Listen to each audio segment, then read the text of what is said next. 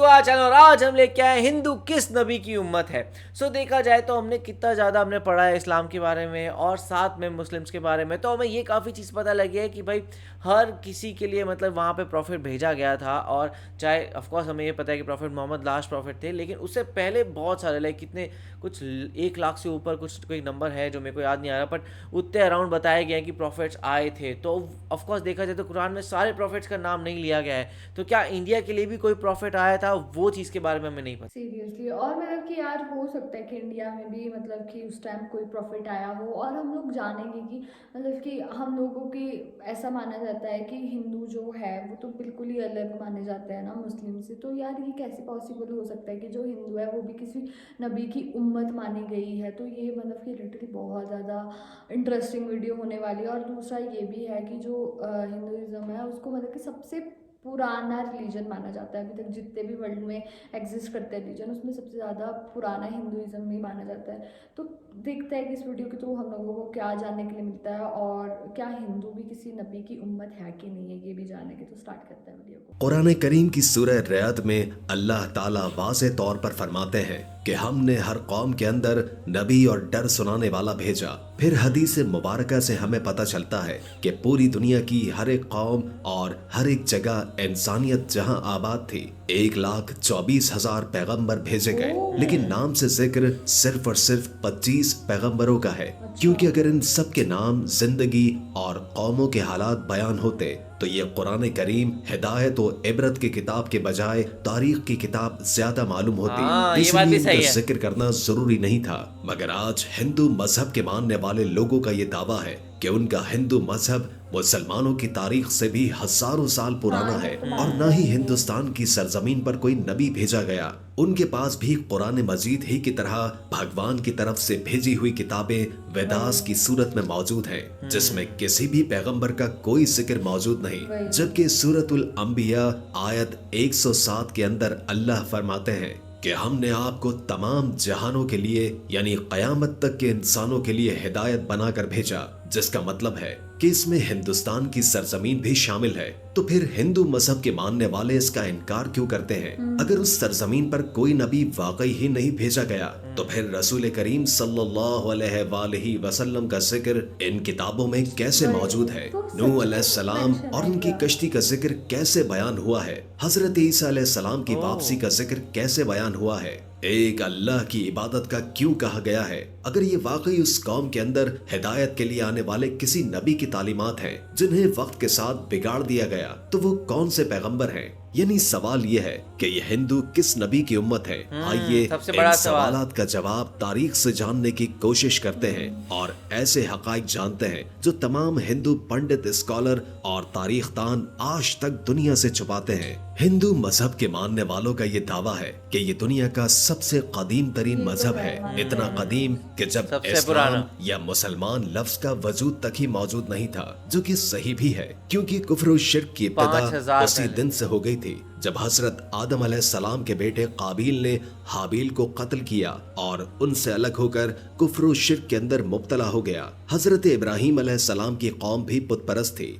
हजरत मूसा अलैहिस्सलाम की कौम ने भी एक वक्त पर सोने के बछड़े की इबादत शुरू कर दी, यहाँ तक कि रसूल अल्लाह सल्लल्लाहु अलैहि वसल्लम के ऐलान नबूवत से कबल काबे के अंदर 360 बुत मौजूद थे, जिन्हें फतह मक्का के वक्त सहाबा कराम ने तोड़ तोड़ कर टुकड़े टुकड़े कर दिए। जिससे ये मालूम होता है कि बुत परस्ती तो दुनिया के पहले इंसान हजरत आदम अलैहिस्सलाम की नाफरमान औलाद के वक्त से स्टार्टिंग आज से ही तक स्टार्ट हो मौजूद गई है। थी। मगर इसका ताल्लुक किसी मजहब से नहीं बल्कि गुमराही से है, जो कि शैतान उनसे करवाता रहा। मगर जहाँ तक हिंदुस्तान की सरजमीन का ताल्लुक है तो यहाँ पर उन लोगों की हिदायत के लिए यकीनन कई पैगंबर भेजे गए जिनकी कुछ तालीमात तो आज भी सही हालत में मौजूद है, मगर ज्यादातर को बिगाड़ कर उसी की वजह से बुत परस्ती और गुमराही शुरू हो चुकी है। क्योंकि उन किताबों में आज भी एक खुदा की इबादत का हुक्म दिया गया है। ये बताया गया है कि खुदा का कोई शरीक नहीं, वो एक है,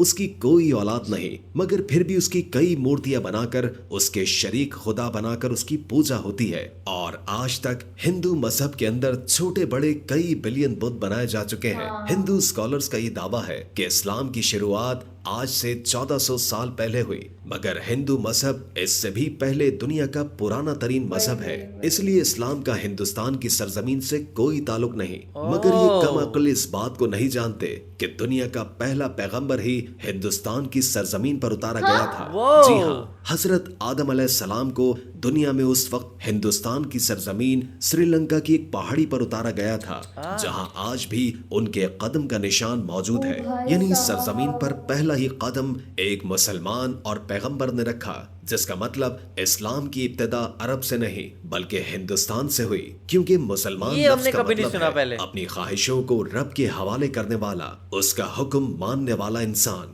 حیرت انگیز طور پر لفظ آدم بھی سنسکرت زبان کا لفظ ہے، جو کہ ہندوستان کی سرزمین کی زبان ہے، نہ کہ عرب کی زبان، جس کا سنسکرت میں مطلب ہے پہلا، شروعاتی یا اوریجنل۔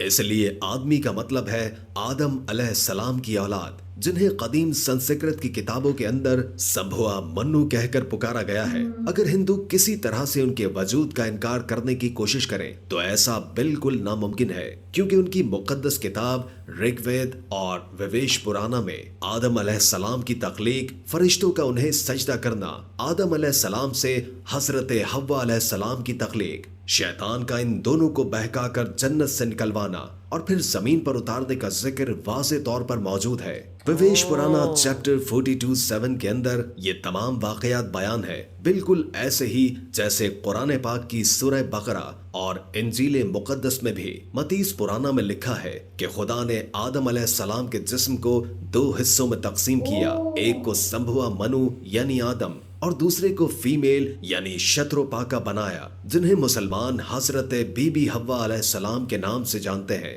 اس کا مطلب اگر ان تینوں دنیا کی سب سے بڑی نایاب کتابوں کے اندر ایک جیسی چیزیں موجود ہیں تو ان کا سورس بھی ایک ہی ہونا چاہیے، یعنی ایک خدا۔ سری لنکا کی سرزمین سے ہندوستان کی سرزمین کو جوڑنے کے لیے قدیم ترین قدرتی پل آج بھی ہزاروں سالوں سے پانی کے درمیان موجود ہے، جس کا بنانا کوئی اتفاق نہیں ہے۔ سو اس کے بعد سب سے اہم سوال یہ ہے کہ اس ہندو سرزمین پر جس پیغمبر کو بھیجا گیا ہوگا، کیا اس کے بارے میں ہمیں تاریخ میں کوئی شواہد یا ثبوت ملتے ہیں؟ سب سے پہلی بات یہ ہے کہ ہندو نام کا کوئی مذہب تاریخ کے اندر کہیں پر موجود ہی نہیں ہے، اور نہ ہی ہندو مذہبی کتابوں میں، اور نہ ہی کوئی اور آسمانی کتاب مثلاً تورات، زبور، انجیل کے اندر اس کا کوئی ذکر موجود ہے، بلکہ دریائے سندھ کے پاس رہنے والے، سندھو ندی کے قریب رہنے والے لوگ اپنے علاقے کی نسبت کی وجہ سے نام کو بگاڑ کر ہندو کہلائے جانے لگے، جبکہ اصل میں ان کا یہ مذہب سنسکرت زبان کے اندر ہندو نام سے نہیں،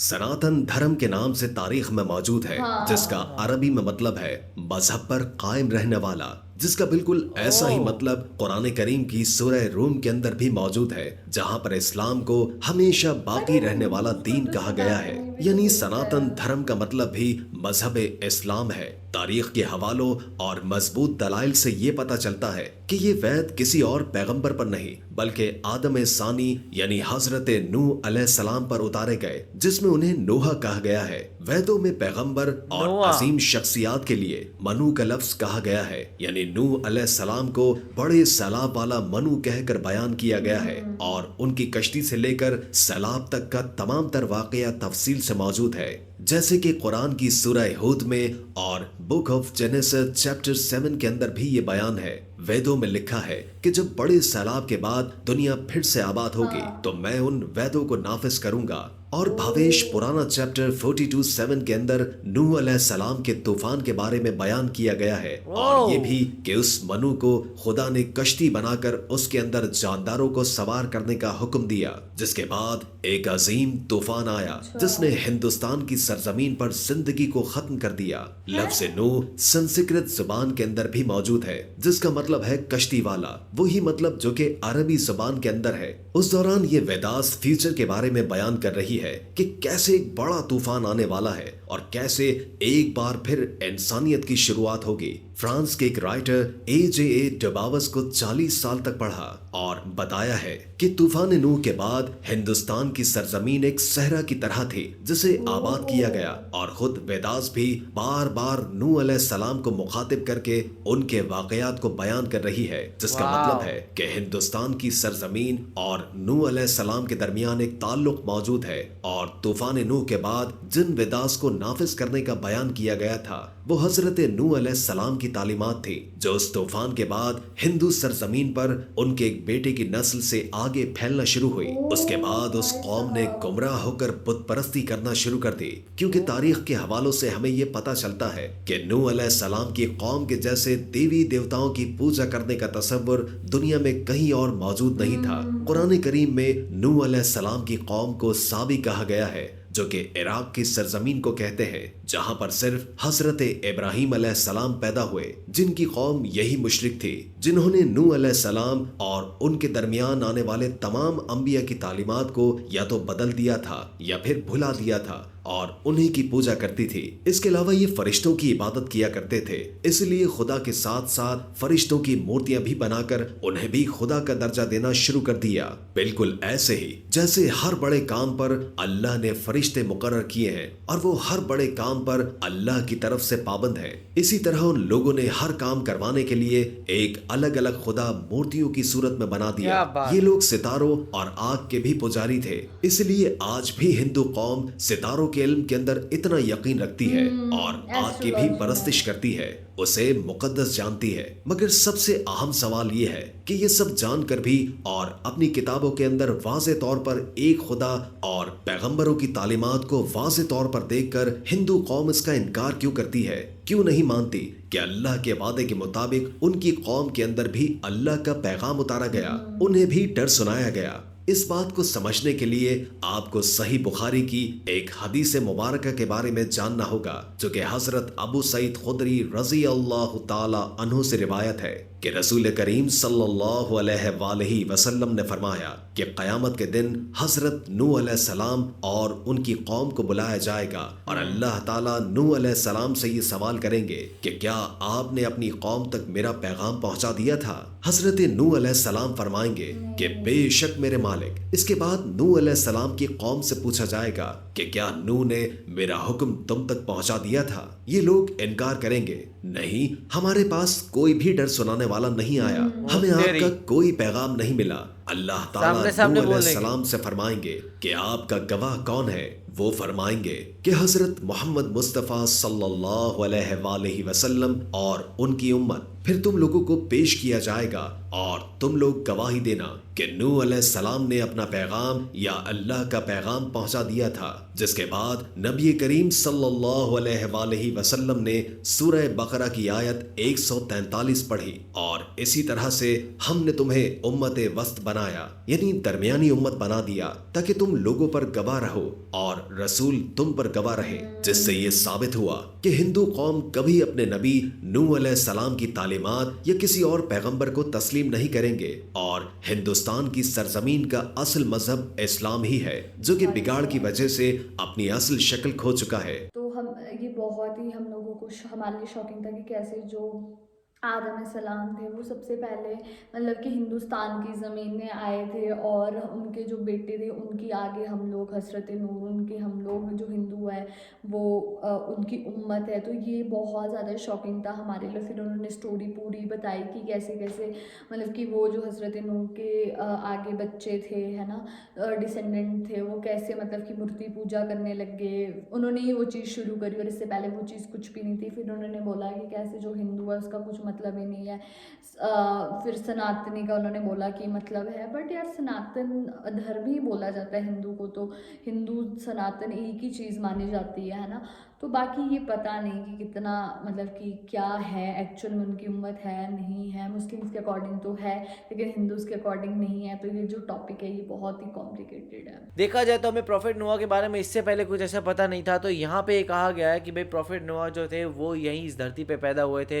एंड देखा जाए तो वो नहीं, एक्चुअली आदम यहाँ पे पैदा हुए थे एंड प्रॉफिट नोआ जो वो इस उम्मत पे मतलब लीड करते थे, काइंड ऑफ आप ये कह सकते हैं। तो वो चीज़ सुन के मेरे को थोड़ा शौक लगा, बिकॉज ऐसे कभी उसके बारे में कभी आगे बात नहीं हुई और फिर आगे के कोई प्रॉफिट्स आए नहीं आए उस बारे में कोई बात नहीं हुई। तो अभी जो है वो चीज़ अभी भी हमारे दिमाग में ऐसा यही कन्फ्यूजन ही लेके आई बैठी है। तो आपका इस बारे में क्या कहना, आप हमें कमेंट सेक्शन में ज़रूर बताएगा।